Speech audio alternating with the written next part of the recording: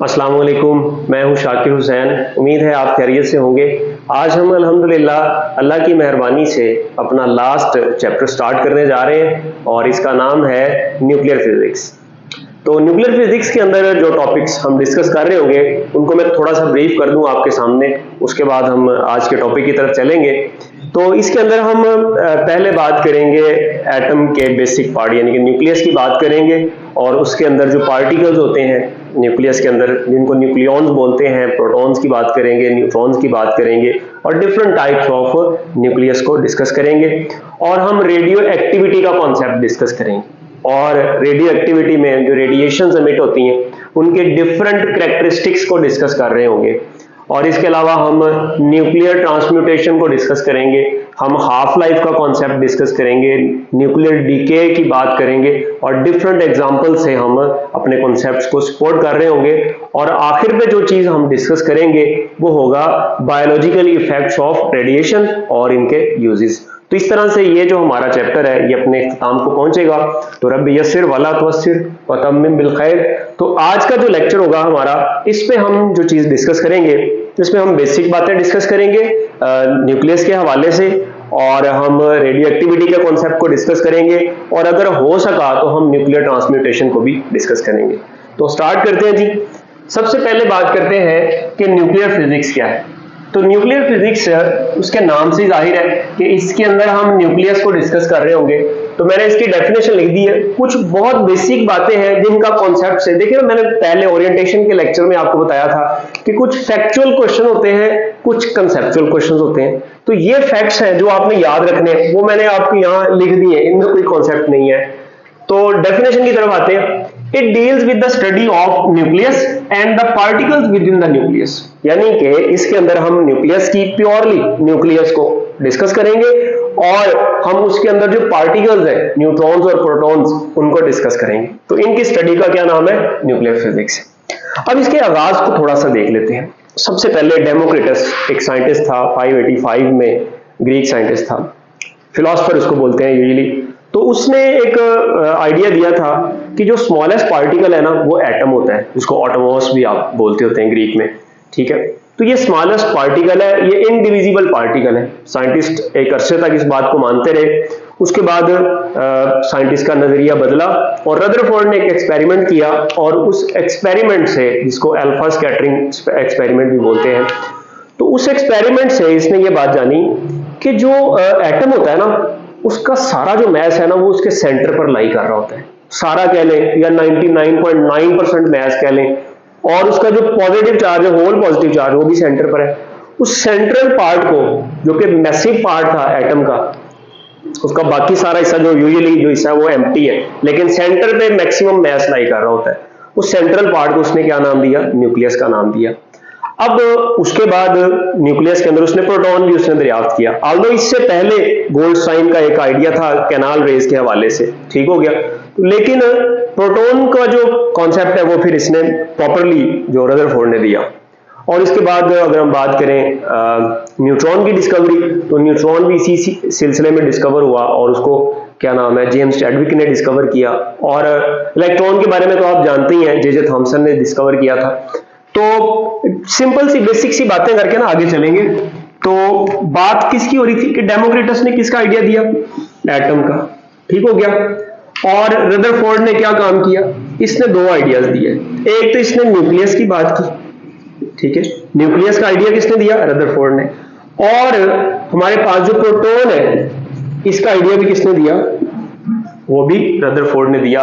लोग गोल्डस्टाइन भी कहते होते हैं, लेकिन ज्यादा अच्छी बात यह है कि आप रदरफोर्ड ही रखें, क्योंकि गोल्डस्टाइन ने कैनाल रेज की बात की थी, लेकिन प्रोटॉन का प्रॉपर जो आइडिया दिया था वो रदरफोर्ड ने दिया।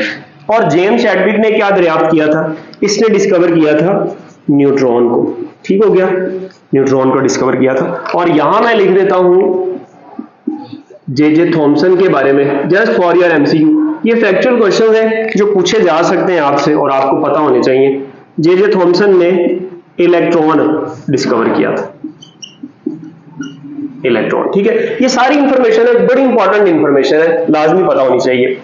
उसके बाद अगर हम बात कर ले इनके मैसेज की, वैसे तो हमने पढ़े हुए हैं, लेकिन यहां पर मैं एक खसूसी जो यूनिट है जो कि हम एटॉमिक मैसेज के लिए यूज करते हैं वो है AMU, 1/12 mass of the carbon 12 atom। तो कार्बन 12 एटम का जो 1/12 mass है उसको हम बोलते हैं AMU, एटॉमिक मैस यूनिट। ठीक हो गया। और ये कितना होता है? ये होता है 1.6606 क्रॉस 10⁻27 kg। याद रखिएगा, समटाइम कन्वर्जन करनी पड़ जाती है। तो मैस ऑफ इलेक्ट्रॉन जो होता है, मैस ऑफ इलेक्ट्रॉन होता है 9.1 क्रॉस 10⁻31 kg, या अगर हम AMU में इसको लिखें तो 0.00055 AMU। और mass of proton 1.67 cross 10⁻27 kg, या AMU में इसकी ये वैल्यू होती है 1.007276। और मैस ऑफ न्यूट्रॉन जो है 1.673 cross 10⁻27 kg equal to 1.008665 AMU। ठीक हो गया। तो ये सारी वैल्यूज आपने याद रखनी है, ये मेमोराइज करने वाली बातें हैं, इसमें कोई कॉन्सेप्ट की बात नहीं है। तो अब हमने बात करनी है प्योरली न्यूक्लियस की। तो न्यूक्लियस क्या चीज है? देखिएगा, न्यूक्लियस के बारे में रदरफोर्ड ने यह कहा था कि ये पॉजिटिवली चार्ज और सेंट्रल पार्ट है किसका? एटम का। पॉजिटिवली चार्ज सेंट्रल पार्ट, यानी कि सेंटर में होगा और उस पर चार्ज कौन सा होगा? पॉजिटिव चार्ज होगा। ठीक हो गया। चूंकि उसने हाइड्रोजन की बात की थी, तो हाइड्रोजन के सेंटर में सिर्फ प्रोटॉन होता है, तो उसने प्रोटॉन को भी डिस्कवर किया।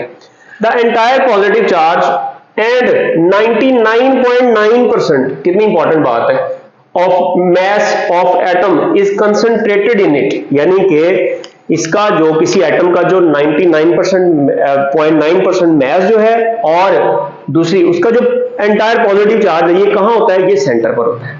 और उसके बाद अगर हम बात करें साइज ऑफ एटम की, तो एटम का जो साइज है ये होता है 10⁻⁻10 मीटर। ठीक हो गया। या इसको एंगस्ट्रॉम भी बोलते हैं। ठीक है, 1 एंगस्ट्रॉम कह सकते हैं आप। ठीक हो गया। या इन एंगस्ट्रॉम जनरल बात कर लेते हैं। और साइज ऑफ न्यूक्लियस की अगर हम बात करें, तो न्यूक्लियस का जो साइज है ये 10⁻⁻14 मीटर्स, या फिर इसको बोलते हैं 10⁻⁻15 मीटर्स। ठीक हो गया। और ज्यादा अच्छा ये है कि आप 10⁻⁻14 मीटर को ही यूज करें, या सम टाइम फर्मी भी आ जाता है। The size of nucleus is, तो फर्मी कितना होता है? 10⁻⁻15 मीटर या फेम्टोमीटर। ठीक हो गया। तो ये भी आपने याद रखना है। अब साइज ऑफ न्यूक्लियस की अगर हम बात करें, तो इसका जो साइज है ना, वो रेडियस, अगर हम इसको स्फेरिकल कंसीडर करें यूजुअली, तो रेडियस जो है इसका डायरेक्टली प्रोपोर्शनल कह लें, या फिर मैं इसकी डायरेक्ट फॉर्म मैथमेटिकल फॉर्म लिख देता हूं। R इक्वल होता है R0 A पावर 1/3। अब यहां पर देखिएगा A क्या चीज है? A उसका है एटॉमिक मैस। ठीक है, या एटॉमिक मैस नंबर बोल देते हैं इसको। ठीक है, या खाली मैस नंबर इसको बोल देते हैं। अब A ये चीज है, तो R0 क्या है? R0 एक कांस्टेंट है और इसकी वैल्यू होती है 1.1 फर्मी कह लें आप। ठीक है, 1.1 फर्मी या 1.1 फेम्टोमीटर या 10⁻⁻15 मीटर। ठीक हो गया। तो ये वैल्यू आपने याद रखनी है। यहां पुट करेंगे तो R का A की पावर 1/3 से डायरेक्ट रिलेशन है। R क्या चीज है? रेडियस, यानी कि साइज। या हम इसको ना वॉल्यूम की फॉर्म में भी लिख सकते हैं। अगर हम वॉल्यूम का फॉर्मूला यहां से निकालना चाहें, तो V इक्वल होता है 4/3 पाई R क्यूब, स्फेरिकल ऑब्जेक्ट का वॉल्यूम। ठीक हो गया। तो अब R की जगह अगर मैं ये वैल्यू पुट कर दूं, तो ये फॉर्मूला क्या बन जाएगा? आप कहेंगे सर ये फॉर्मूला आ जाएगा 4/3 पाई R क्यूब की जगह ये वैल्यू पुट कर दे। ठीक है जी, R0 A power 1/3 whole power क्या आ गई? 3। तो जब दोनों के ऊपर पावर अप्लाई करेंगे तो ये 3 कट जाएगा, इसके ऊपर पावर 3 आ जाएगी, और ये फॉर्मूला बन जाएगा 4/3 पाई R0 क्यूब इंटू A। ठीक हो गया। अब यहां से हम ये समझ सकते हैं कि जो वॉल्यूम है, वॉल्यूम किसी भी न्यूक्लियस का, वो डायरेक्टली प्रोपोर्शनल है किसके? उसके एटॉमिक मास के। ठीक हो गया। तो यहां से आप इसके डिफरेंट रिलेशन बना सकते हैं, जैसे V1 over V2 equal to A1 over A2। इस तरह के क्वेश्चन हम प्रीवियस चैप्टर में प्रैक्टिस में कर चुके हैं, तो कैसे क्वेश्चन आएंगे ये आप समझ सकते हैं। ठीक हो गया। तो वॉल्यूम ऑफ द न्यूक्लियस, उसका डायरेक्ट रिलेशन है किससे? एटॉमिक मास से। अब हम और बातें करते हैं न्यूक्लियस के हवाले से। देखिए, जो न्यूक्लियस होता है ना, उसके अंदर भी पार्टिकल्स होते हैं, और उसके अंदर जो पार्टिकल्स होते हैं उनको बोलते हैं न्यूक्लियॉन्स। तो यहां से मैं एक बात कर देता हूं, मैं यहां लिख देता हूं एटॉमिक एटॉमिक मास नंबर, या मैं लिख देता हूं एटॉमिक मास, ठीक हो गया, एटॉमिक मास, ठीक हो गया, या मैं यहां लिख देता हूं एटॉमिक मास की बजाय मैं यहां लिख देता हूं nucleon number, nucleon number, nucleon number, ठीक हो गया। और इसको किससे डिनोट करते हैं, इसको याद रखिए हम डिनोट करते हैं ए से, कैपिटल ए से। इसके बारे में हम बात कर चुके हैं, ये यहां देखिएगा किधर था यार, ये वाला ए, ठीक हो गया। तो अब देखिए atomic mass number, atomic mass कह लें, मास नंबर कह लें, न्यूक्लियॉन नंबर कह लें, ये बराबर होता है it is the sum of protons and neutrons, protons and neutrons in nucleus. Nucleus के अंदर जो प्रोटॉन्स हैं और न्यूट्रॉन्स, उन दोनों के सम को हम क्या बोलते हैं, उसको हम एटॉमिक मास नंबर बोलते हैं। और इसको हम यूं डिनोट करते हैं A equal to Z plus N।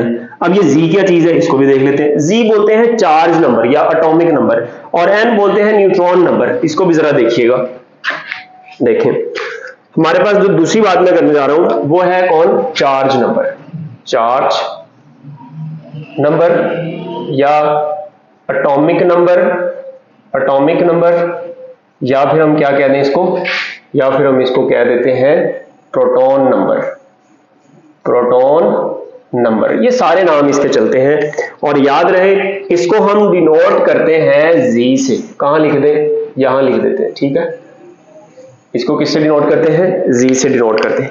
और ये क्या चीज है, इसको कैसे डिफाइन करते हैं, इसको डिफाइन करते हैं बहुत आसान है, number of protons in nucleus, number of protons in nucleus. Nucleus में प्रोटॉन्स की तादाद कितनी है, that is known as atomic number. और इसका फॉर्मूला क्या होगा, Z equal to A minus N, ठीक हो गया। Z इक्वल टू क्या होगा, A minus N, A mass number minus N neutron number. Neutron number को भी देख लेते हैं, यहां मैं लिख देता हूं न्यूट्रॉन नंबर, न्यूट्रॉन नंबर, और इसको n से डिनोट करते हैं। अब न्यूट्रॉन नंबर जो है इसके लिए जो फॉर्मूला, या मैं यहां लिख देता हूं number of neutrons in nucleus. Nucleus में किसकी तादाद, न्यूट्रॉन्स की, और ये किसके बराबर आ जाएगा, n बराबर आ जाएगा A माइनस जी। ये था A माइनस एन और ये क्या होगा, A माइनस जी, ठीक है। इसी फॉर्मूला से बनाए हमने, ठीक हो गया। तो अब एक जनरल फॉर्मूला जो है जिससे हम किसी न्यूक्लियाई को या किसी एटम को रिप्रेजेंट करते हैं, तो वो मैं यहां लिख देता हूं सिंबल, ठीक हो गया। सिंबल जो होता है किसी न्यूक्लियस को रिप्रेजेंट करने का, वो एक्स ए जी ऐसे रिप्रेजेंट कर ले या एक्स ए जी ऐसे रिप्रेजेंट कर ले, दोनों चलते हैं स्टाइल। इधर मास नंबर लिख दे, इधर चार्ज नंबर लिख दे, या ऊपर इधर इसका मास नंबर लिख दे और नीचे चार्ज नंबर या एटॉमिक नंबर लिख दे, ये स्टाइल होता है, ठीक हो गया। जैसे मैं आपसे एक एमसीक्यू पूछ लेता हूं, बहुत बच्चों वाला एमसीक्यू है, ठीक है। एमसीक्यू में शायद ये कह रहा है जी, एक आपके पास कोई न्यूक्लियस है किसी एटम का, और वो है जनाब 13 और ये 6। तो यहां से जल्दी से बताएं इसका चार्ज नंबर कितना है और इस पर न्यूट्रॉन कितने हैं। आप कहेंगे सर बहुत आसान है, ये देखें ये चार्ज होता है इसका, यानी कि ये इसका एटॉमिक नंबर होता है, तो 6, ये कितना आ गया, 6 आ गया। और न्यूट्रॉन निकालने ना सर, ये A है और ये क्या है, ये सर Z है, तो A माइनस जी करेंगे तो न्यूट्रॉन आ जाएगा, यानी 13 माइनस 6 तो कितना आ गया, 7। तो ये देखें इतना आसान क्वेश्चन भी आ सकता है, आप ये ना सोचिए ऐसा क्वेश्चन नहीं आएगा, ऐसे आते होते हैं और आए भी हुए हैं, ठीक हो गया। अब इसके बाद ना हम बात करेंगे टाइप्स ऑफ न्यूक्लियस की, या आप कह दें आइसोटोप्स की हम बात करेंगे, आइसोबार्स की बात करेंगे, आइसोटोन्स की बात करेंगे, और हम बात करेंगे मिरर न्यूक्लियाई की। तो कुछ सा रेज कर लेते हैं, ठीक है, ताकि जगह बन जाए। आइए अब बात करते हैं हम आइसोटोप्स की, आइसोबार्स की, आइसोटोन्स की और मिरर न्यूक्लियाई की। तो सबसे पहले हम बात करते हैं कि आइसोटोप्स क्या होते हैं। आइसोटोप्स सेम एलिमेंट, किसके, सेम एलिमेंट सेम एलिमेंट के ऐसे न्यूक्लियाई होते हैं जिनका मैस नंबर या एटॉमिक मैस आप कह लें, ये क्या होता है, डिफरेंट होता है, और इनका एटॉमिक नंबर, एटॉमिक सर क्या भाई, चार्ज नंबर, ठीक है, वो क्या होता है, सेम होता है। यानी कि नंबर ऑफ प्रोटॉन जो है वो तो सेम होते हैं, लेकिन जो नंबर ऑफ न्यूट्रॉन्स है वो क्या होते हैं, डिफरेंट होते हैं। चलिए जी, इनको हम बोलते हैं आइसोटोप्स। उसके बाद बात कर लेते हैं आइसोबार्स।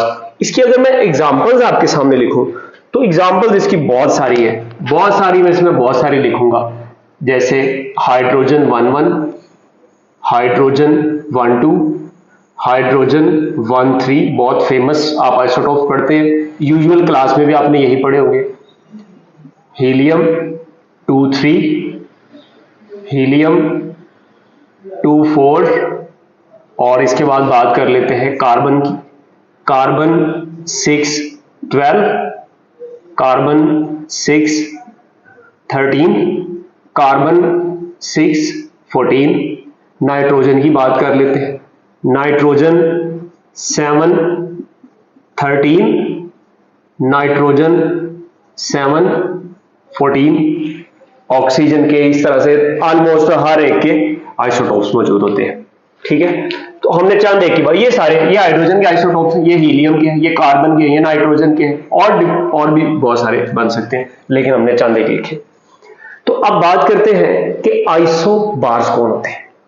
आइसोबार्स मेरे बच्चे, आइसोबार जो हैं ये होते हैं हमारे पास जिनका ए क्या होगा सर, ए सेम होगा, शाबाश, ए सेम होगा, और जी क्या होगा सर, जी यानी कि एटॉमिक नंबर, ये सर डिफरेंट होगा। बहुत बढ़िया हो गया, ठीक हो गया जी, एटॉमिक मैस सेम है और एटॉमिक नंबर डिफरेंट है, ठीक हो गया। क्या ये सेम एलिमेंट के होते हैं? नहीं, ये डिफरेंट एलिमेंट्स के एटम होते हैं, ठीक है, एटम्स ऑफ डिफरेंट एलिमेंट्स, ठीक हो गया। यहां मैं लिख देता हूं, ये क्या होते हैं, डिफरेंट एलिमेंट्स, ऐसे न्यूक्लियाई जो कि डिफरेंट एलिमेंट्स के हो और उनका एटॉमिक मैस तो सेम हो और एटॉमिक नंबर डिफरेंट हो। मिसाल के तौर पर यहीं से ले लेते हैं, यहां मुझे बताए किन का ए सेम है और जी डिफरेंट हो। आप कहेंगे सर यहां से तो बहुत सारे निकल आएंगे, चलो निकालो, शाबाश। यहां देखिए सर, ये है हाइड्रोजन 3,1, इसका एटॉमिक मैस 3 है और ये 1 है। ये हीलियम को देखिए सर, ये 3 है, ये 1 है, तो ऊपर 3 है, तो मैं यहां पर लिख देता हूं हाइड्रोजन 1,3 और हीलियम 2,3। ये कौन है, ये आइसोबार्स है। और भी लिख सकते हैं हम, देखिएगा और कौन बन सकता है। यहां से देखिए सर, कार्बन 13 और नाइट्रोजन 13, ठीक हो गया, कार्बन 13 6,13 और नाइट्रोजन 7,13, सेम ए डिफरेंट, ये जी डिफरेंट, ठीक हो गया। यहां से ये भी बन सकता है कार्बन 14 नाइट्रोजन 14, और बहुत सारी एग्जांपल्स है, लेकिन हम चंद बस डिस्कस करके आगे निकल रहे हैं, बहुत बड़ी बात नहीं हम कर रहे, बहुत सिंपल सी बातें। आइसोटोन्स कौन होते हैं? आइसोटोन्स देखिएगा जरा, आइसोटोन्स ऐसे डिफरेंट एलिमेंट्स के ऐसे न्यूक्लियाई होते हैं जिनका ए क्या होता है, डिफरेंट होता है, ठीक हो गया, और इनका न्यूट्रॉन नंबर क्या होता है सर, ये सेम होता है, ठीक हो गया। याद रहे, न्यूट्रॉन नंबर क्या होगा, सेम होगा, यानी कि न्यूट्रॉन की तादाद तो सेम होगी लेकिन प्रोटॉन की तादाद क्या होगी, डिफरेंट होगी। अब ये कौन से हो सकते हैं, इनमें से कोई एग्जांपल मिल सकती, देखिए जरा, इनमें से ए क्या होना चाहिए, डिफरेंट, और एन नंबर ऑफ न्यूट्रॉन्स क्या होने चाहिए, सेम होने चाहिए। तो कैसे निकालते हैं सर, माइनस करके, चले देखें। 3 - 1 कितना हुआ सर, 3 - 1 हो गया 2, अच्छा 4 - 2 बताएं कितना हो गया सर, ये भी 2 हो गया, अच्छा शाबाश।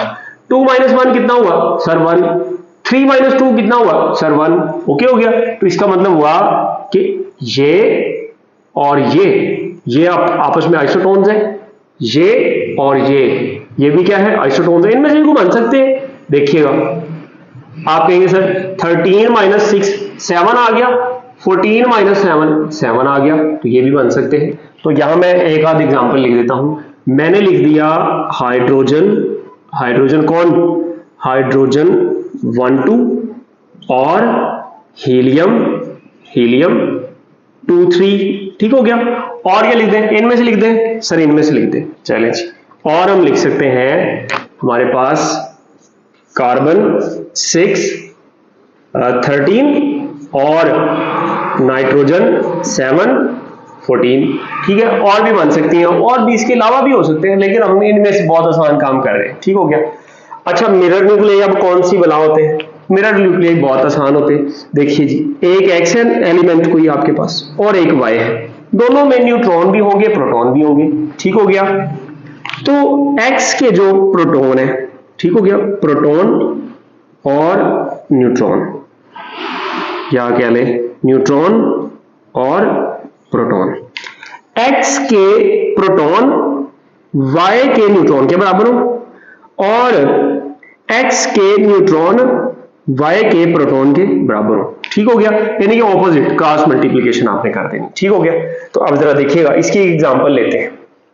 एग्जांपल कैसे ले सकते हैं, यहां से देखिएगा, इसमें आपने क्या देखना है, प्रोटॉन और न्यूट्रॉन। मुझे बताएं जरा, ये हाइड्रोजन 3 1 में प्रोटॉन कितने हैं? सर एक प्रोटॉन है। न्यूट्रॉन कितने हैं? सर 2। मैं यहां लिख लेता हूं, मैं लिख रहा हूं हाइड्रोजन 1 3, इसमें प्रोटॉन की तादाद और इसमें न्यूट्रॉन की तादाद। ठीक हो गया।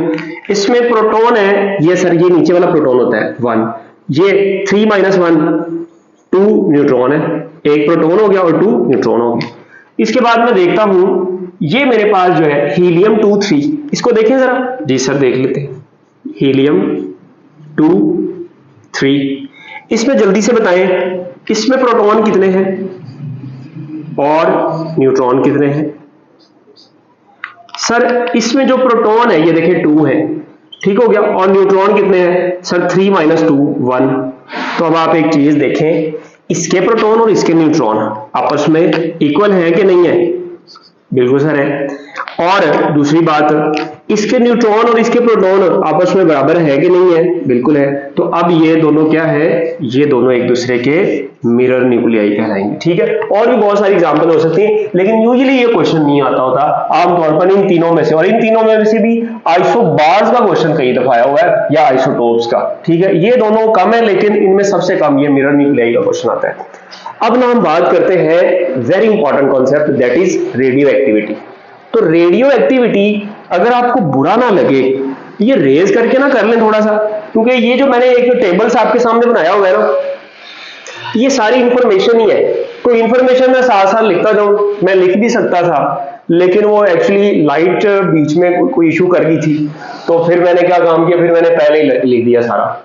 तो अब मैं ये आपको सारा समझा दूंगा और ये बहुत आसान हो जाएगा, आपने टेबल याद कर लेना है, क्योंकि ये हर एक लफ्ज एक एमसीक्यू होगा। लेकिन इस टेबल को समझने से पहले हमें जरा रेडियो एक्टिविटी को समझना पड़ेगा। क्या ही अच्छा हो मैं ये रेज कर लूं? जी सर बिल्कुल रेज कर लें। चलिए रेज कर लेते हैं। तो रेडियो एक्टिविटी मैंने लिखा है। रेडियो एक्टिविटी क्या होती है? आपको याद होगा इसकी डेफिनेशन, स्पॉन्टेनियस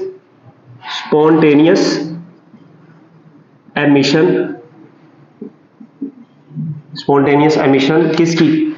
ऑफ रेडिएशंस की। कहां से? फ्रॉम एन अनस्टेबल न्यूक्लियाई, एक अनस्टेबल न्यूक्लियाई से किसकी? रेडिएशन की स्पॉन्टेनियस रैंडम एमिशन। इसको रैंडम प्रोसेस बोलते हैं। जो रेडियो एक्टिविटी है ना, ये एक रैंडम प्रोसेस है। रैंडम का क्या मतलब हुआ?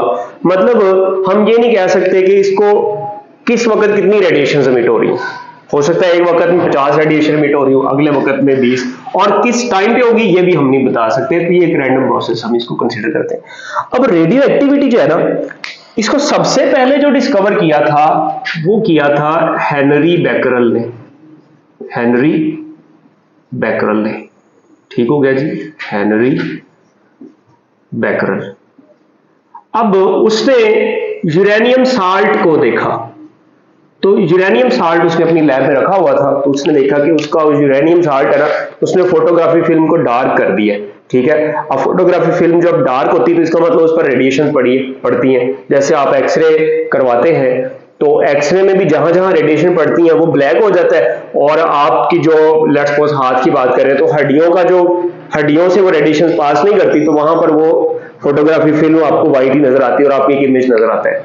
तो फोटोग्राफी फिल्म को ना इस यूरेनियम 60 ने क्या कर दिया, डार्क कर दिया। तो इसका मतलब हुआ कि इसमें से रेडिएशन निकल रही है खुद ब खुद। तो ये इसने सबसे पहले ऑब्जर्व किया। अब इसमें मेन जो कंट्रीब्यूशन था ना, मेन कंट्रीब्यूशन किया फिर दो साइंटिस्ट ने, मैरी क्यूरी और पीरी क्यूरी कह लें, ठीक है, या इसके कोई जैसा भी नाम है आप सोच ले। इन दोनों ने क्या काम किया, इन दोनों ने दो बड़े जबरदस्त रेडियो एक्टिव एलिमेंट्स दरियाफ्त किए। अब वो दो रेडियो एक्टिव एलिमेंट्स कौन से थे, एक था पोलोनियम, ठीक है, पोलोनियम 84 और रेडियम 88। एक्चुअली जो ऐसे एलिमेंट्स, ठीक है, कौन से ऐसे एलिमेंट्स जिनका एटॉमिक नंबर ग्रेटर देन 82 हो, वो अनस्टेबल एलिमेंट्स कहलाते हैं। अब ऐसा क्यों होता है, जैसे जैसे न्यूक्लियस के अंदर प्रोटॉन्स और न्यूट्रॉन्स की तादाद बढ़ती जाती है ना, तो उसका साइज बढ़ता जाता है, ठीक है। साइज बढ़ने से radius distance between the protons या बिटवीन द न्यूक्लियॉन्स बढ़ती जाती है। जब डिस्टेंस बढ़ता है ना, तो डिस्टेंस बढ़ने से उनके दरमियान में जो इलेक्ट्रोस्टैटिक फोर्स है, ठीक है, Fe, electrostatic force of repulsion की जो फोर्स है वो ज्यादा हो जाती है। किससे ज्यादा हो जाती है, न्यूक्लियर फोर्स से, न्यूक्लियर फोर्स से। तो अब जब न्यूक्लियर फोर्स से electrostatic force of repulsion dominate कर जाती है, तो उस वक्त ना वो एलिमेंट स्टेबल नहीं रहता, और वो या यूं कहें कि वो न्यूक्लियर स्टेबल नहीं रहता और वो खुद ब खुद रेडिएशंस एमिट करना शुरू कर देता है, और इस प्रोसेस को हम बोलते हैं रेडियो एक्टिविटी, ठीक है। और जो एलिमेंट या जो न्यूक्लियाई ये रेडिएशंस एमिट कर रहा होता है उसको हम बोलते हैं रेडियो एक्टिव एलिमेंट, ठीक हो गया। तो अब देखिएगा, इसके बाद हम एक नक्शा खींचते हैं जरा रेडिएशंस का। फर्ज कर लेते हैं यहां आपके पास कोई सोर्स ऑफ रेडिएशंस है और यहां से ना रेडिएशंस निकल रही हैं, और इधर आपने ना एक काम किया है, और काम ये किया है आपने इलेक्ट्रिक फील्ड प्रोवाइड कर दी है, ठीक हो गया। अब यहां से जैसी रेडिएशन निकलती है ना, तो आप देखते हैं कुछ रेडिएशन बिल्कुल सीधा चली गई, ठीक हो गया, और कुछ रेडिएशन जो है वो राइट पर शिफ्ट हो गई, और कुछ रेडिएशन जो है वो लेफ्ट पर शिफ्ट हो गई, ठीक हो गया। तो इस तरह से इनकी डिफ्लेक्शन इन डिफरेंट डायरेक्शन से आपने इसको स्टडी किया, और इसके बाद ये कंक्लूजन निकाला कि ये जो रेडिएशंस हैं ये तीन तरह की होती हैं। अब ये तीन तरह की कौन सी रेडिएशन होती हैं, ये देखें, जो पॉजिटिव प्लेट की तरफ चली गई, आप यहाँ मैग्नेटिक फील्ड भी प्रोवाइड कर सकते हैं, मैग्नेटिक फील्ड प्रोवाइड करें, उसमें से रेडिएशन को पास करवाएं, तब ये 3 डायरेक्शन में जाएंगी। तो अब जो पॉजिटिव प्लेट की तरफ चले गए, डेफिनेटली इन पर कोई नेगेटिव चार्ज है, तो इनको क्या नाम दिया गया, इनको नाम दिया गया बीटा पार्टिकल्स का। क्या नाम दिया गया, बीटा पार्टिकल्स का। और जो बिल्कुल सीधा चली गई, इनको नाम दिया गया गैमा रेज का या गैमा रेडिएशंस का। और ये जो नेगेटिव प्लेट की तरफ डिफ्लेक्ट हो गई, इनको नाम दिया गया अल्फा पार्टिकल्स का, ठीक हो गया, इसका नाम दिया गया अल्फा पार्टिकल्स का। अब देखें, ये जो 3 रेडिएशंस है ना, ये 3 रेडिएशंस की कैरेक्टरिस्टिक्स बहुत इंपॉर्टेंट है। इन तीनों रेडिएशंस की कैरेक्टरिस्टिक्स को हम डिस्कस करेंगे इस टेबल के अंदर। जरा टेबल देखिएगा, बहुत इंफॉर्मेटिव टेबल है और ये लाजमी आप सबको आना चाहिए। देखिए, मैंने लिखा है अल्फा पार्टिकल्स, बीटा पार्टिकल्स और गैमा रेस। याद रहे, यहां जो मैंने बीटा पार्टिकल लिखा है ना, ये 2 तरह के हो सकते हैं। ये बीटा नेगेटिव भी हो सकता है, ठीक हो गया, और ये बीटा पॉजिटिव भी हो सकता है, ठीक हो गया।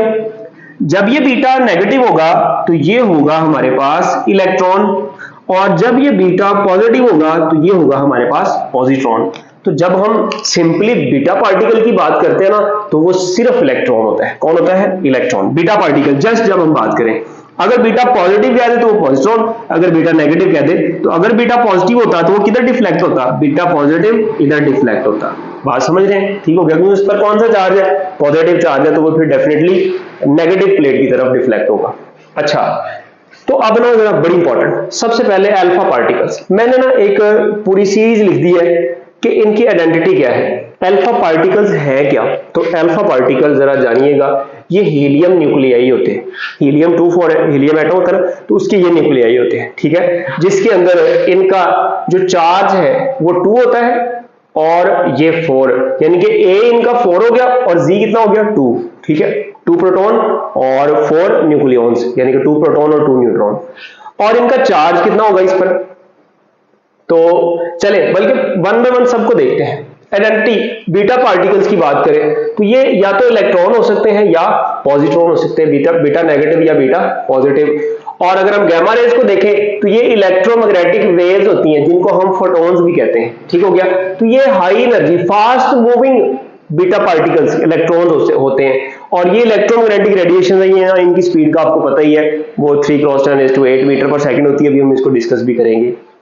इसके बाद चार्ज की अगर हम बात करें तो अल्फा पार्टिकल पर चूंकि 2 प्रोटॉन होते हैं तो चार्ज होता है +2 इलेक्ट्रॉन, ठीक है, यानी कि इलेक्ट्रॉन के 2 टाइम्स, ठीक है, मैग्नीट्यूड की बात हो रही है, और पॉजिटिव होता है, प्रोटॉन पर पॉजिटिव चार्ज होता है इसलिए। तो बीटा जो है, बीटा इलेक्ट्रॉन होगा यानी कि नेगेटिव होगा तो -e, पॉजिटिव होगा तो +e। और जो गामा रेज है इन पर कौन सा चार्ज होता है, 0 होता है। यहां से हमने देखा भी कि डिफ्लेक्शन नहीं ना होगी तो कौन सा चार्ज है, 0 चार्ज है। अच्छा, इसके बाद इनका मैस देख लेते हैं। तो अल्फा पार्टिकल का जो मैस है ना वो 4 टाइम्स मैस ऑफ प्रोटॉन के बराबर होता है, यानी कि आप यूं समझें कि जो मैस ऑफ प्रोटॉन और मैस ऑफ न्यूट्रॉन है ना वो नियरली इक्वल होते हैं, अल्दो मैस ऑफ न्यूट्रॉन थोड़ा सा ज्यादा होता है, लेकिन हम इनको कहते हैं कि ये नियरली इक्वल है, ठीक हो गया। तो ये 4 टाइम मैस ऑफ प्रोटॉन, या हम ये कह सकते हैं कि इसका जो मैस है वो 7000 टाइम मैस ऑफ इलेक्ट्रॉन है, इलेक्ट्रॉन के कितने 7000 टाइम्स, ठीक हो गया। एक प्रोटॉन पर कितना मैस होता है, 1836 टाइम्स मैस ऑफ इलेक्ट्रॉन एक प्रोटॉन का या एक न्यूट्रॉन का, तो हम इनको 4 से मल्टीप्लाई करेंगे तो ऑलमोस्ट इतना आ जाएगा। बीटा पार्टिकल का मैस देखें तो मैस ऑफ इलेक्ट्रॉन या 1/1836 टाइम्स मैस ऑफ प्रोटॉन, ठीक हो गया। इसके बाद इसका रेस्ट मैस क्या होता है, 0, और रिलेटिव मैस क्या होता है, इनफाइनाइट होता है, हमने दोनों मॉडर्न फिजिक्स में डिटेल से पढ़ा है। सोर्स की बात करें तो रेडियम 226 इसका सोर्स होता है, अल्फा पार्टिकल और भी होते हैं लेकिन कॉमन सोर्स की बात कर रहे हैं हम, ठीक है। बीटा पार्टिकल्स का स्ट्रांशियम 94 और गामा रेज का कोबाल्ट 60, ठीक हो गया। और इसके बाद अगर इनकी स्पीड की बात करें तो ये हाई स्पीड होते हैं तीनों ही, चाहे वो अल्फा है, चाहे बीटा है, चाहे गामा है। तो इनकी जो स्पीड है ना अप्रोक्सीमेटली 10⁷ में होती है मीटर पर सेकेंड, और इसकी जो स्पीड है बीटा पार्टिकल वो अप्रोक्सीमेटली 10⁸ मीटर पर सेकेंड में होती है, यानी कि कहते हैं कि 1% से लेकर ना 99% ऑफ स्पीड ऑफ लाइट के बराबर होती है, यानी कि स्पीड ऑफ लाइट के बराबर नहीं होती, उसकी इतने परसेंट हो सकती है, वेरी कर सकती है, वेरिएबल होती है। तो ये जो फोटॉन्स है इनकी स्पीड आपको पता है, फोटॉन इलेक्ट्रोमैग्नेटिक वेव्स है या रेडिएशंस है, तो c speed of light 3 × 10⁸ metre per second. Energy और स्पेक्ट्रम देखते हैं, ये दोनों बातें मैंने इकट्ठी लिख दी हैं जगह बचाने के लिए। तो इनकी एनर्जी अल्फा पार्टिकल्स की कांस्टेंट होती है और इनका जो स्पेक्ट्रम बनता है वो लाइन स्पेक्ट्रम बनता है, और बीटा पार्टिकल की एनर्जी वेरिएबल होती है और इनका जो स्पेक्ट्रम बनता है वो कंटिन्यूअस स्पेक्ट्रम बनता है। गामा रेज की जो एनर्जी होती है ये वेरिएबल होती है और जो इनका स्पेक्ट्रम बनता है वो लाइन स्पेक्ट्रम बनता है। स्पेक्ट्रम को हम प्रीवियस चैप्टर में डिटेल से डिस्कस कर चुके। Effect of electric field and magnetic field, ठीक हो गया, ई से इलेक्ट्रिक फील्ड और बी से मैग्नेटिक फील्ड। अब जब अल्फा पार्टिकल इलेक्ट्रिक या मैग्नेटिक फील्ड में से पास करेंगे तो हमने देखा वो क्या कर जाते हैं, डिफ्लेक्ट कर देते हैं, तो डिफ्लेक्टेड, ठीक हो गया। बीटा पार्टिकल भी डिफ्लेक्ट होंगे क्योंकि नेगेटिवली चार्ज पार्टिकल है, और जो गामा रेज है 0 चार्ज होता है तो नॉट डिफ्लेक्टेड, न्यूट्रॉन हो तो वो भी डिफ्लेक्ट नहीं होते। अब इंटरेक्शन विद मैटर, जब ये रेडिएशंस मैटर से इंटरेक्ट करती हैं तो क्या काम करती हैं, देखें जब अल्फा पार्टिकल इंटरेक्ट करेगा तो ये हीट प्रोड्यूस करता है, जब बीटा पार्टिकल इंटरेक्ट करेगा तो ये भी हीट प्रोड्यूस करता है, और जब गामा रेज इंटरेक्ट करती हैं तो ये 3 फिनोमेनास कर सकती हैं, it depends upon their energy. Photo electric effect हो सकता है, कॉम्पटन इफेक्ट हो सकता है, या पेयर प्रोडक्शन हो सकता है। इन तीनों को दोनों मॉडर्न फिजिक्स में हमने डिटेल से पढ़ा। आयोनाइजेशन एबिलिटी, आयोनाइजेशन पावर, कि ये गैस को या एटम्स को कितना आयोनाइज कर सकते हैं, ठीक है, उसमें से इलेक्ट्रॉन्स को रिमूव करवा सकते हैं। तो देखिएगा जो अल्फा पार्टिकल्स होते हैं ना, इनका चार्ज बाकी दोनों के मुकाबले में ज्यादा होता है, इनका मैस भी ज्यादा होता है। तो यही वजह होती है कि एक तो इलेक्ट्रोस्टैटिक फोर्स ज्यादा लगाते हैं और दूसरा कोलिजन ज्यादा सफर करते हैं। तो इन दोनों की वजह से आयोनाइजेशन प्रोड्यूस होती है।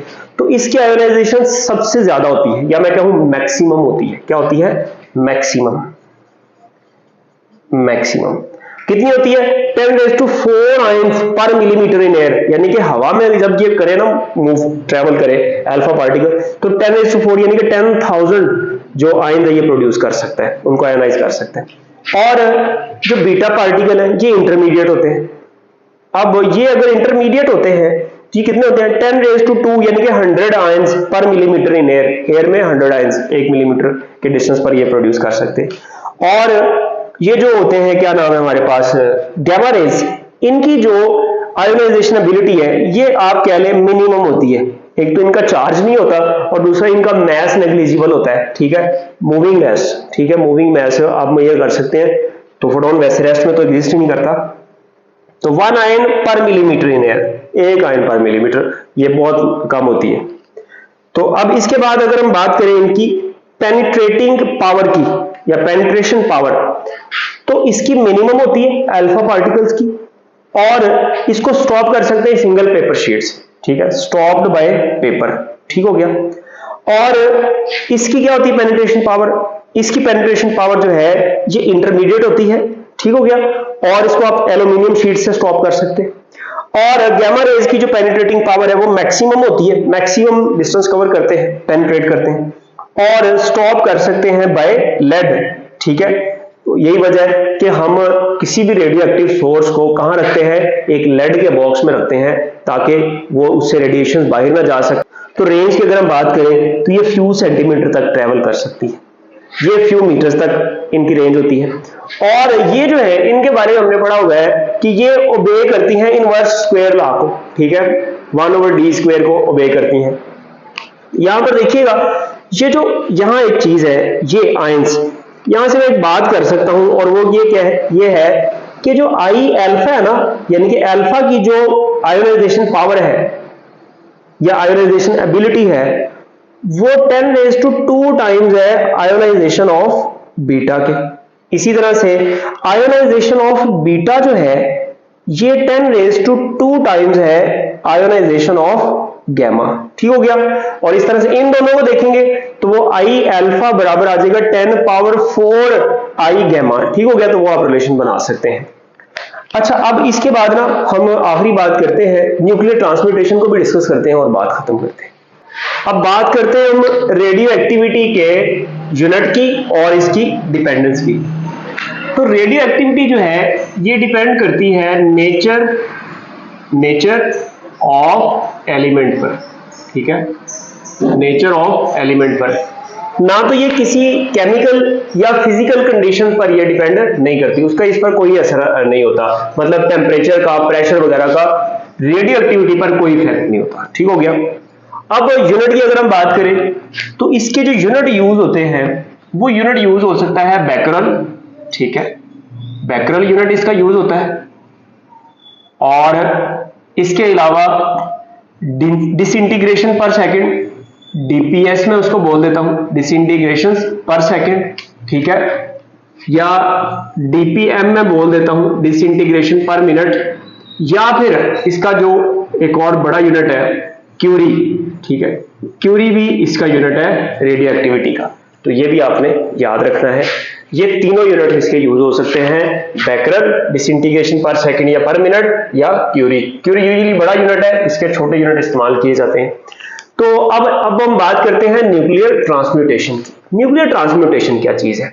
The spontaneous process. ये भी एक स्पॉन्टेनियस यानी कि रैंडम प्रोसेस होता है जिसमें कोई पेरेंट न्यूक्लियाई, जब मैं कह रहा हूं ना पेरेंट न्यूक्लियाई, तो पेरेंट न्यूक्लियाई से मेरी यहां मुराद ये है कि एक अनस्टेबल न्यूक्लियाई, कौन सा? अनस्टेबल न्यूक्लियाई किस में कन्वर्ट होता है?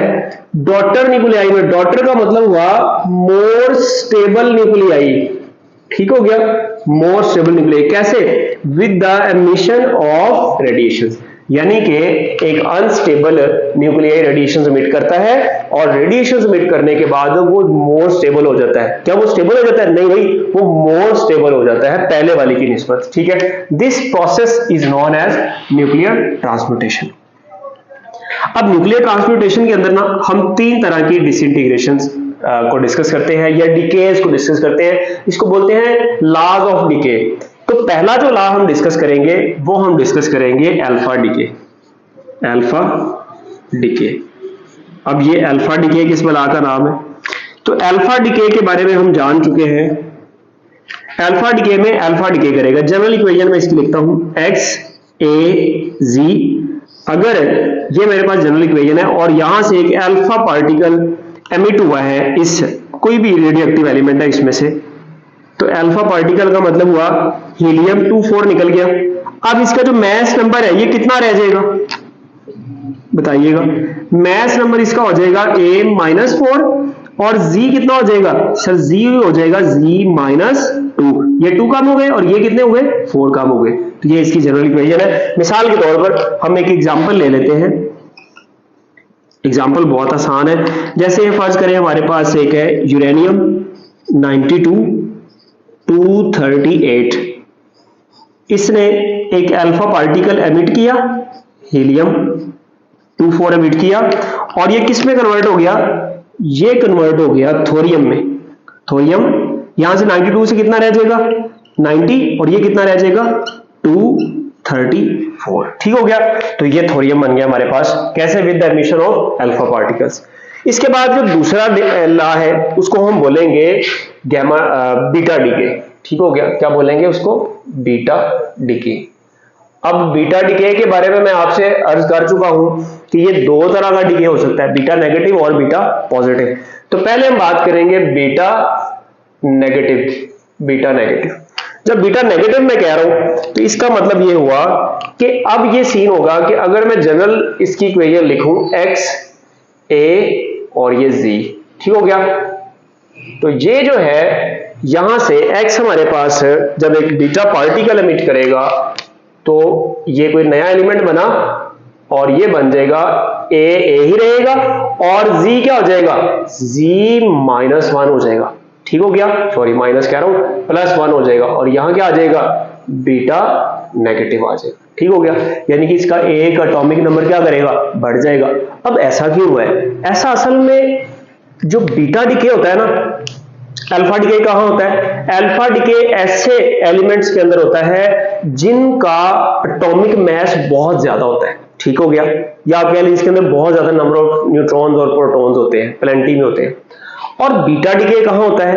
तो बीटा नेगेटिव और बीटा पॉजिटिव, या तो न्यूट्रॉन प्रोटॉन में कन्वर्ट हो रहा होगा या प्रोटॉन न्यूट्रॉन में कन्वर्ट हो रहा होगा। अगर किसी एलिमेंट के अंदर न्यूट्रॉन ज्यादा है तो उसमें न्यूट्रॉन प्रोटॉन में कन्वर्ट होगा। अगर किसी न्यूक्लियाई के अंदर जो प्रोटॉन है वो ज्यादा है तो फिर प्रोटॉन न्यूट्रॉन में कन्वर्ट हो रहा होगा। अब यहां क्या सीन हुआ है? यहां सीन ये हुआ है एक्चुअली कि अगर हमारे पास यहां पर न्यूट्रॉन कन्वर्ट हुआ है, न्यूट्रॉन किस में कन्वर्ट हुआ? प्रोटॉन में, और इसने क्या एमिट किया? एक बीटा नेगेटिव एमिट किया। ठीक हो गया। अब ये बात ऐसे ही है। अब इसमें देखें ओवरऑल ए सेम कैसे रहा? आप कहेंगे सर जी बढ़ गया तो ए भी तो बढ़ना चाहिए ना फिर। नहीं भाई ऐसा नहीं है। आप यूं समझें, फर्ज कर लेते हैं ये हमारे पास कोई एलिमेंट है और इस एलिमेंट के ना 3 न्यूट्रॉन है, ये न्यूट्रॉन है इसके और ये क्या है? प्रोटॉन है। ठीक हो गया, p से प्रोटॉन और n से न्यूट्रॉन।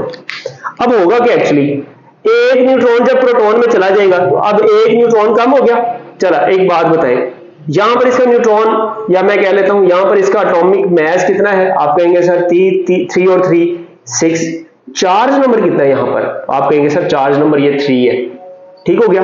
अब मैं यूं करता हूं कि न्यूट्रॉन किस में कन्वर्ट हो गया? प्रोटॉन में। तो एक प्रोटॉन बढ़ गया, जी कितना हो गया सर? ये जी हो गया 3 + 1 यानी कि 4, और ये कितना हो गया सर? 2 + 4, ये तो 6 ही रहा। तो ये सेम रहता है। एक्चुअल में न्यूट्रॉन किस में कन्वर्ट होता है? प्रोटॉन में। और इस कन्वर्जन से फिर ये बनता है। इसकी कोई एग्जांपल हम ले लेते हैं, इसकी एग्जांपल ले लेते हैं। एग्जाम्पल इसकी ये है कि फर्ज कर लेते हैं ये थोरियम हमारे पास है, ठीक है, ये थोरियम क्या इसको बोलेंगे 90 और 234। इसने क्या काम किया, इसने एक बीटा नेगेटिव एमिट किया और हमारे पास बन गया प्रोटेक्टेनियम, और ये कितना आ जाएगा 91, ये 90 से कितना हो गया 91 और ये 234 ही रहा, ठीक हो गया। अब ये एग्जांपल आ गई। अगर हम बात करें कि भाई बीटा नेगेटिव नहीं बल्कि बीटा पॉजिटिव एमिट हुआ है, फिर क्या सीन होगा, मैं यहां लिख देता हूं बीटा पॉजिटिव। तो बीटा पॉजिटिव के लिए जो सीन होगा वो जरा याद रखिएगा, उसमें ये होगा, उसकी अगर मैं इक्वेशन लिखूं तो x जो है ये बराबर आ जाएगा, यहां पर मैं लिख देता हूं a, यहां लिख देता हूं z, और ये बन जाएगा हमारे पास y। अब यहां देखें प्लस बीटा पॉजिटिव, ठीक हो गया, बीटा पॉजिटिव हुआ तो यहां पर आ जाएगा z माइनस 1 और ये a क्या रहेगा सेम रहेगा। अब सर ये फिर समझ नहीं आ रही बात, ये जब कम हुआ तो a भी कम होना चाहिए, नहीं भाई, यहां पर असल में क्या सीन हो रहा है, यहां पर ना प्रोटॉन ज्यादा है। कौन ज्यादा है, प्रोटॉन। तो जब एक प्रोटॉन किसमें कन्वर्ट होगा, न्यूट्रॉन में, तो ये बीटा पॉजिटिव एमिट करेगा, ठीक हो गया। और यहां पर ना समटाइम बच्चे पूछते हैं यार न्यूट्रिनो एमिट होगा या एंटी न्यूट्रिनो, तो याद रख लीजिएगा, इसकी बहुत ज्यादा डिटेल नहीं है यहां पर। तो अगर तो बीटा नेगेटिव है तो यहां एमिट होगा एंटी न्यूट्रिनो, और यहां पर जब बीटा पॉजिटिव एमिट होगा तो यहां पर जो एमिट होगा वो न्यूट्रिनो एमिट होगा, ठीक है। इसको इस न्यू से साइन के शो कर देते हैं, या मैं न्यू बाहर ऐसे लगा सकता हूं और यहां न्यू लगा सकता हूं, यहां न्यूट्रिनो और यहां एंटी न्यूट्रिनो। याद रखना है, एमसीक्यू बन सकता है लेकिन वो ज्यादा नहीं है। तो अब हम इसके बाद बात करते हैं गैमा डिके की। किसकी बात करते हैं, गैमा डिके की, गैमा डिके। अब गैमा डिके क्या होता है, गैमा डिके असल में जब यूजुअली पता क्या सीन होता है, जब भी किसी न्यूक्लियाई में से एक अल्फा पार्टिकल निकलता है या बीटा पार्टिकल निकलता है, तो वो जो न्यूक्लियाई है या न्यूक्लियस है वो एक्साइटेड स्टेट में चला जाता है, और जब वो डी एक्साइट होता है ना तो फिर गैमा रेज एमिट करता है। ये यूजुअली ऐसा होता है, ठीक है। तो मैं यहां लिख देता हूं ये किसकी वजह से एमिट होती है, due to de excitation of nucleus की डी एक्साइटेशन की वजह से गैमा रेज एमिट होती हैं।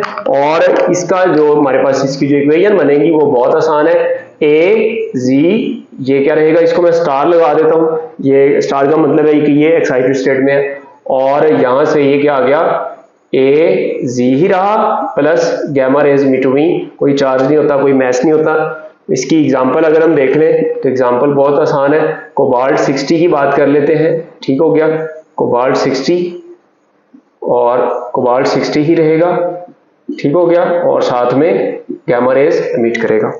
अब एक आधा एमसीक्यू करते हैं और इसके बाद क्लोज करते हैं टॉपिक को।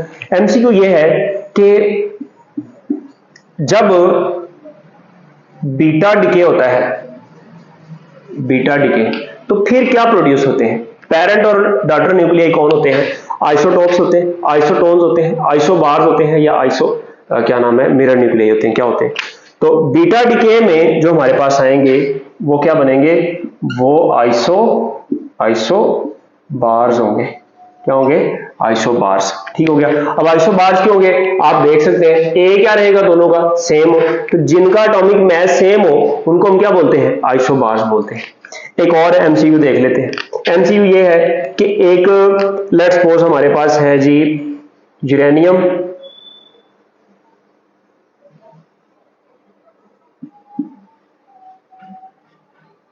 एमसीक्यू ये है आपके पास ना कोई भी एमसीक्यू ये है आपके पास ये कोई एलिमेंट है एक्स ए जी, इसमें ना एमिशन हो रही है, एक इसमें अल्फा पार्टिकल होता है, एक इसमें बीटा पॉजिटिव और एक इसमें बीटा गैमा हो जाता है, और एक इसमें बीटा नेगेटिव एमिट होता है। तो बताएं जो फाइनल एलिमेंट होगा उसका ए कितना होगा और जी कितना होगा, जल्दी से बताएं। अब आप कहेंगे सर अल्फा m हुआ ना, तो अल्फा से ये सीन हुआ कि a कितना काम हो जाएगा 4, यहां मैं लिख देता हूं a कितना काम हो गया -4 हो गया, और z कितना काम हो गया सर -2 हो गया। बीटा पॉजिटिव, जब बीटा पॉजिटिव मिट होता है तो यहां हमने देखा था यहां क्या आ जाता है माइनस, तो बीटा पॉजिटिव मिट होने से यहां a -4 ही रहा, और यहां क्या आ जाएगा z -2 पहले, तो एक और माइनस हो गया तो -3। गैमा से क्या फर्क पड़ेगा सर, गैमा से कुछ भी नहीं, तो ये यही रहेगा z -3 रहेगा, और ये a -4 है।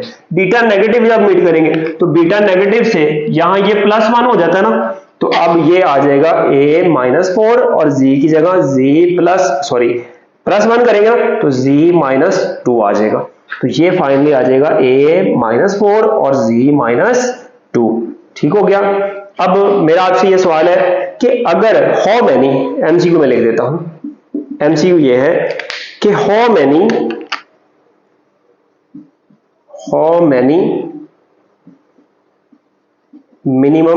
मिनिमम अल्फा एंड बीटा, ठीक है, जब बीटा कह रहा हूं तो बीटा नेगेटिव है, ठीक है, आर रिक्वायर्ड टू प्रोड्यूस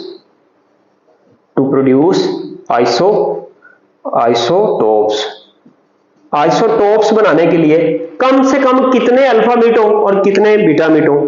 तो देखिएगा फर्स्ट कर लेते हैं, ये हमारे पास कोई भी एलिमेंट है, लेट्स सपोज हमारे पास ये एलिमेंट है XAZ, तो इसमें से मैंने क्या काम किया, मैंने एक अल्फा मीट करवाया, तो अल्फा मीट कराने से ये a माइनस कितना हो गया a -4, और ये कितना हो गया z -2। अब देखें ये -2 है, ये z है ना, तो जो नया बनना चाहिए आइसोटोप उसका भी z सेम होना चाहिए ना, एटॉमिक नंबर सेम होना चाहिए, तो इसमें से मैं 2 बीटा मीट करा देता हूं। यहां मैंने क्या मीट कराया, यहां मैंने एक अल्फा मीट कराया, यहां मैं करा देता हूं एक, बल्कि 2 बीटा मीट करा देता हूं। जब यहां 2 बीटा मीट कराएंगे तो ये बन जाएगा XA -4 और z +2, तो -2 + 2 हो जाएंगे, तो ये z। इसका मतलब हुआ मिनिमम कितने चाहिए, मिनिमम अल्फा जो है, अल्फा मिनिमम वो आपको चाहिए 1, और मिनिमम बीटा कितने चाहिए, बीटा मिनिमम ये आपको चाहिए 2। तो अगर आपने आइसोटोप्स प्रोड्यूस करने हैं तो मिनिमम, इससे ज्यादा करेंगे तो वो अलग बात है ना, तो मिनिमम कितने होने चाहिए, 1 अल्फा होने चाहिए और 2 क्या होने चाहिए, बीटा होने चाहिए। तो ये था हमारा आज का लेक्चर, उम्मीद है आपको समझ आया होगा, दुआ में याद रखिएगा। Thank you very much, Allah Hafiz.